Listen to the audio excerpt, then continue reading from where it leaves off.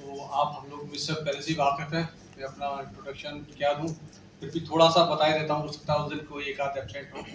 तो I am doctor Kashif, शायद मेरा नाम लिखा हुआ भी होगा, चेयर ने छुपा लिया है। तो नहीं सर, छुपा नहीं सकती वो। अच्छा, सबको पता है। Everyone is aware. तो पर्सनालिटी डेवलपमेंट और स्ट्रेस काउंसलिंग पर भी मैं काफ़ी काम किया करता हूँ। तो काफ़ी चीज़ें मैं किया करता हूँ लाइफ में।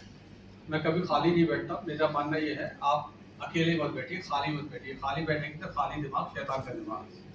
तो मैं हमेशा मैं ये मानता हूँ, मैं अगर जिस वक्त खाली हूँ उस टाइम में मैं शैतान हूँ, तो इसलिए मैं खाली नहीं होता हूँ।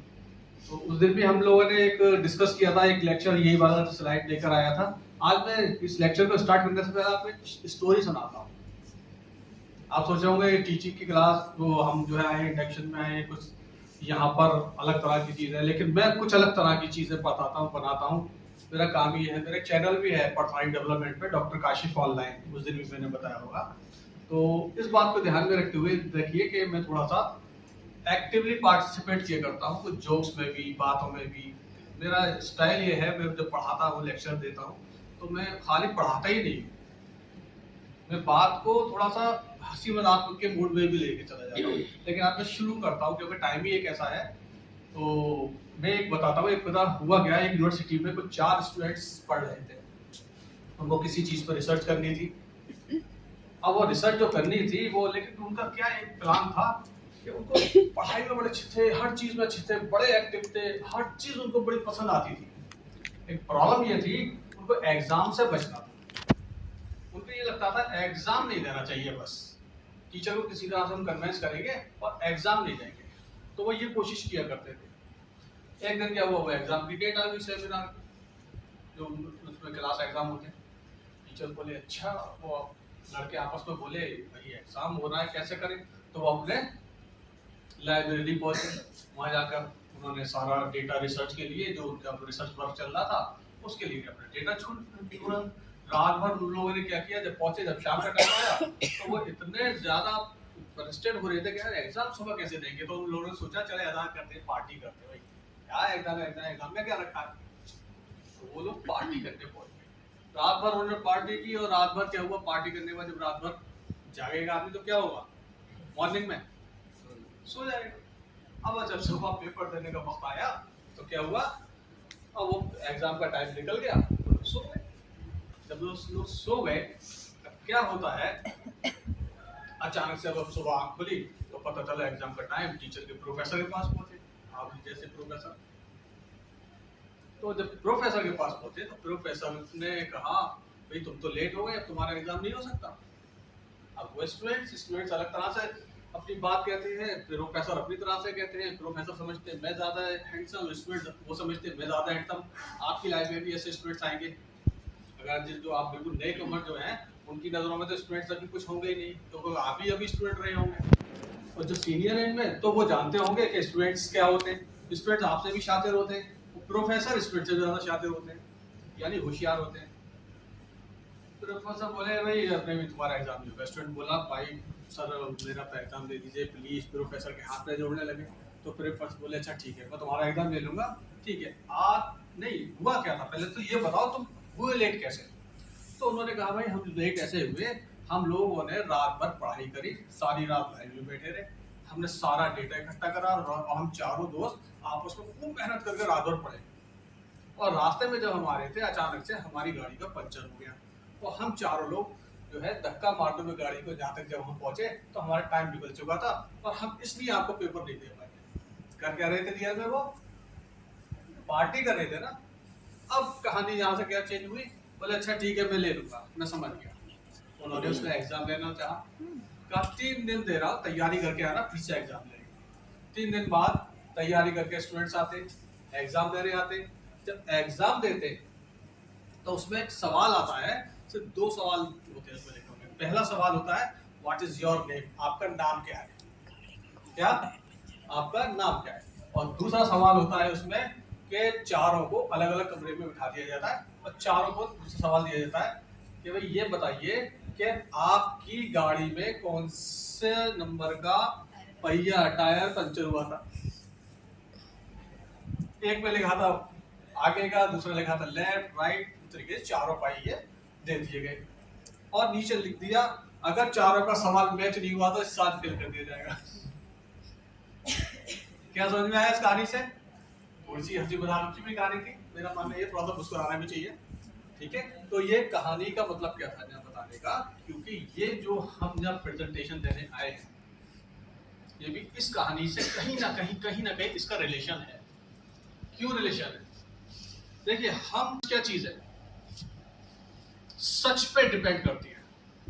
प्लेगरिज्म की बात करते हैं ना, अगर उसमें हमने जरा सा भी झूठ बोला, जरा सा भी इधर उधर की बात करा, तो हमारा प्लेगरिज्म जो हमारा ये रिसर्च का पार्ट है इसमें, तो हम उससे बिल्कुल भटक गए। जैसे उन लोगों ने क्या किया था, उन लोगों का रिसर्च क्या था कि भाई गाड़ी में पंचर हुआ था, अब ये तो किसी को नहीं पता कैसा हुआ। ऐसे ही जब आप कॉपी करते हैं, उसका रिसर्च में जब आप पेपर लिखते हैं, एआई से उठा लेते, कहीं और से उठा लेते, किसी और चीज से उठा लेते, तब उस प्रोफेसर समझ जाता है, यानी प्लेगरिज्म का सॉफ्टवेयर ये समझ जाता है आपने कहीं ना कहीं चीटिंग करी, हमने कहीं ना कहीं चीटिंग करी। यही आप लोगों के लिए मैसेज है, जब आप अपना लोग पेपर लिखें बड़ी होशियारी के साथ, बिल्कुल ईमानदारी के साथ, कम मेहनत लगेगी, क्योंकि आपका पेपर जब जाता है छपने, पब्लिश होने जाता है, तो उससे पहले क्या क्या दिक्कतें आती है उसमें, आइडिया है कुछ? दिक्कतें ये आती हैं जैसे ही आप पेपर अपना ऑनलाइन अपने किसी भी पब्लिशर को भेजते हैं, तो सबसे पहले वो आपका पेपर रिव्यू के लिए भेज दिया जाता है। आपको फौरन वो एक्सेप्ट नहीं होता है, या फौरन एक्सेप्ट होता है? फौरन नहीं होता ना, उसको रिव्यू के लिए जाता है वो। अब जब वो पेपर रिव्यू के लिए चला गया, इस मीन्स क्या हुआ कि अब आपका वहां पर पूरा प्लेगरिज्म चेक किया जाएगा, सब चीजें चेक की जाएंगी। जब वो रिव्यू हो जाएगा, वहां से आ जाएगा, तो आपके पेपर पर बहुत सारे ऑब्जेक्शंस आ जाते हैं, और एक नहीं 10-10 बार पूरा 1 साल लग जाता है। क्यों? आप और फिर आखिर में पब्लिशर इरिटेट होकर कहता है नहीं यार मैं ये चीज सही कर देता हूँ, आप ये इसको गड़बड़ कर देते, तो वो आपका पेपर फिर रिजेक्ट कर देता है। साल भर बाद भी पेपर रिजेक्ट हो जाता है। तो उस कहानी सुनाने का मतलब क्या था कि हमें अपना पेपर तैयार कर पहली बार में हम इतना अच्छा प्रिपरेशन कर लें, उसका अच्छा प्रिपेयर कर लें कि वो आगे आने वाले दिनों में हमें प्रिपरेशन में, तैयारी में हमारी दिक्कत ना आए। अब उस प्रिपरेशन के लिए मैं यहाँ खड़ा हूँ, मैं आपको कुछ चीजें, ऐसी चीजें बताने वाला हूँ कि आपको रिसोर्स पर्सन हूँ मैं, आपका रिसोर्सेज प्रोवाइड कराने के लिए खड़ा हूँ। तो रिसोर्स पर्सन कौन हूँ मैं? As a librarian, what we have in the library, we have many things in the library। तो इस तरीके से हमने अपनी लाइब्रेरी में रिसर्च के ऊपर काफी काम करना है, क्योंकि आप बन गए, प्रोफेसर बन गए, दैट इज डिफरेंट, ये बिल्कुल ही अलग तरह की बात है। लेकिन क्या हम इसको कंटिन्यूएशन आगे बढ़ा पाएंगे? क्या हम एक अच्छे प्रोफेसर बन पाएंगे? क्या हम एक अच्छे टीचर बन पाएंगे? क्या हम एज ए टीचर बनेंगे जो मैं जैसे मैं अपने स्टूडेंट था, मेरे टीचर मेरे आइडियल हुआ करते हैं? कि आज आपके टीचर आपके आइडियल हैं? अगर हैं तो आप भी कहीं ना कहीं ऐसा सोचते होंगे कि मैं भी ऐसा टीचर बनूंगा कि मेरे भी आइडियल बन जाऊं। सोचते होंगे, नहीं सोचते होंगे कि मैं भी इस तरह का कोई एक आइडियल पर्सन, मेरे भी कम से कम मेरी क्लास में अगर 100 स्टूडेंट्स हैं तो कम से कम 2 स्टूडेंट तो ऐसे निकल के आए जो मुझे कह सके, हाँ मेरी तारीफ कर सके। फीडबैक फॉर्म अलग चीज है, वो तो आप बनवा लेंगे, भरवा लेंगे, लेकिन रियल में वो दिल से आपको छूता है। एक एग्जांपल देता हूँ, आपने इसी इंस्टीट्यूट में डॉक्टर राजेंद्र प्रसाद साहब का नाम सुना होगा, सभी ने सुना होगा। टीबी चेस्ट वाले जो यहाँ पर हैं वो तो जानते ही होंगे। है कोई टीबी चेस्ट के लोग? यस, आप तो जानते होंगे डॉक्टर राजेंद्र प्रसाद साहब का नाम।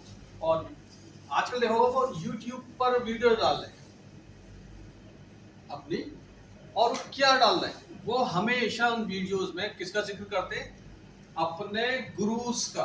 जो उनके गुरु थे, उनके जो टीचर्स थे, जो उनके मेंटर थे, जिन्होंने उनको पढ़ाया, वो उनके लिए खुद वो बुजुर्ग है, लेकिन वो बुजुर्ग उन बुजुर्गों को याद कर रहे हैं कि क्यों वो मानते हैं मैं उनसे इन्फ्लुएंस रहा, इसलिए मैं भी ऐसा एक टीचर बना, इसलिए वो भी कोशिश करते हैं। आज वो पद्मश्री मिल गया इस वजह से, क्यों? उन्होंने पहले किसी को गुरु बनाया होगा ना, यानी किसी को उन्होंने फॉलो किया होगा, किसी ना किसी को तो उन्होंने ये माना होगा ये मेरा आइडियल है, और फिर उसको साथ लेके चले होंगे। तो आप जो टीचर्स हैं, आप लोगों का भी काम ये है, मैं ये कोई पर्सनालिटी और स्ट्रेस की क्लास नहीं दे रहा हूँ पर्सनालिटी डेवलपमेंट की, लेकिन ये बातें करना जरूरी है, ये बातें बताना जरूरी है, क्योंकि मैं भी एज ए टीचर जहाँ खड़ा हुआ हूँ तो मुझे भी पता है, मैं लाइब्रेरी में खड़ा हूँ तो मैं भी चाहता हूँ मैं भी किसी ना किसी का आइडियल बनूं। मैं भी पढ़ाता हूँ तो मुझे भी लगता है मेरे को भी स्टूडेंट्स के यहाँ हमारे सर बड़े अच्छे हैं। मैं चाहता हूँ आप लोग भी जो है फ्यूचर में एक आइडियल इंसान बने, इरा में पता चले फला इनमें से जितने टीचर्स आए कोई एक ऐसा टीचर तो है जिसका बड़ा नाम है। किसी के साथ बैठना है, मैनेजमेंट के साथ बैठने से आप बड़े नहीं बन जाते, जब तक आपको सब ना जान जाए जब तक बड़े नहीं है। तो ये थी हमारे इसकी बात। तो आप क्या है, अच्छे पेपर लिखिए अपने आप।